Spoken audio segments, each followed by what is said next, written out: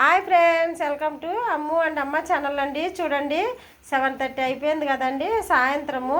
ఇప్పుడు నేను ఈరోజు వచ్చేసి చూడండి డికాషన్ అయితే పెట్టుకున్న. పాలు అయితే కదండి కొంచెం తలనొప్పి వస్తుంది.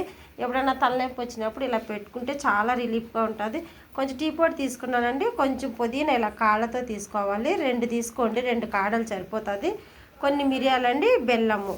చూసారు కదా వాటర్ అయితే మరిగిపోతుందండి. రండి మనం అన్నీ ఒకేసారి దీంట్లో వేసేసుకుందామండి.